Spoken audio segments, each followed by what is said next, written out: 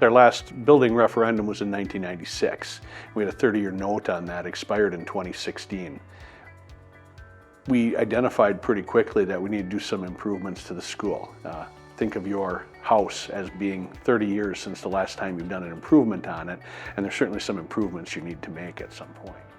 We conducted a facility study with Hoffman, and they determined our highest needs, and we went to referendum for those, and it did not pass. So we reassessed. We had our building and grounds project committee recommend new needs, and we listened to the public, we surveyed the public, and we really tried hard to hear what they wanted and what they didn't want.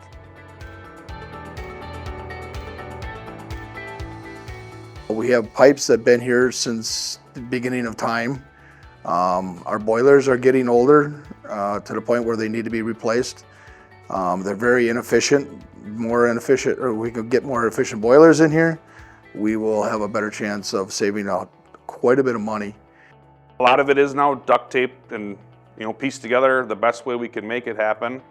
And the building getting older is not, and that's only going to continue to get worse. And at some point, we're not going to be able to fix it. And then it's going to be an expense that's going to happen anyway, whether we pass a referendum or not. And we don't want to get to that point.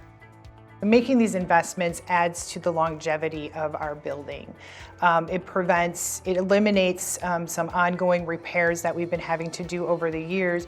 It'll create some energy efficiencies and overall decrease operating costs. And so even though we're making this investment up front, it will last decades into the future, and it will provide a great foundation for generations to come.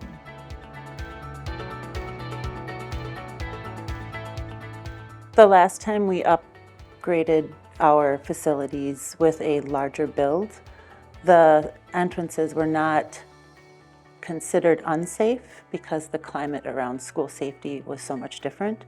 The high school office was nestled in the middle of the building. Now that is not conducive to school safety. We need that right out in front of an entrance where people check in immediately, so they're not wandering the building looking for the office. As it relates to safety and security, we're working off the Sheriff Department's recommendation.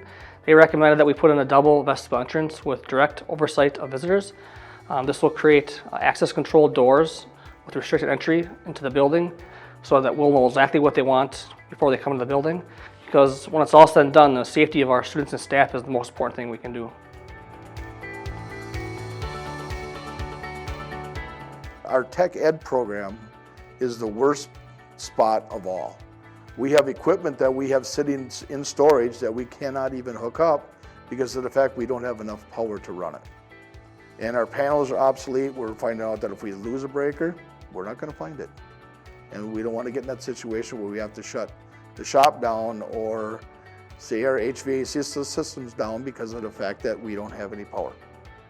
The number of course offerings we've been able to offer has expanded, certainly in the last 5 or 6 years. And we've got a number of students that are taking Youth Apprentice, a lot more than we had 5 or 6 years ago.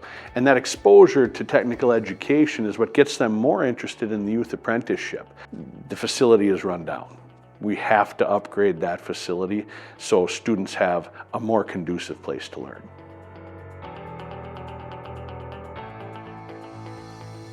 Athletics is a very important part of our community and to our students. We just don't have the space to really accommodate all the needs. I mean, you come here during the mornings and afternoons and evenings and all of our gyms are full.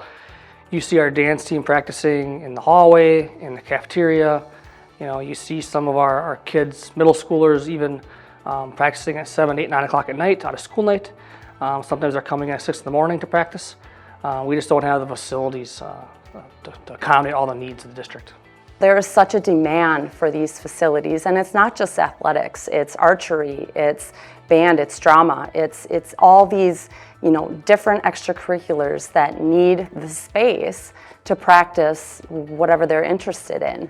I graduated from Shiocton, and I didn't start playing basketball till I was 7th grade. Now you have 2nd grade girls and boys playing basketball, so think of how many more teams that is that are competing on the weekends with other schools that need to find time to practice. And again, you know, I mentioned archery. Archery didn't exist, you know, 25, 30 years ago when I was in elementary school. So, you know, there's all these new exciting extracurriculars that kids are involved in, and we don't have the space for them right now. The school is, you know, centralized and it's the heartbeat of the community, and we strive to provide a safe and comfortable and engaging learning environment.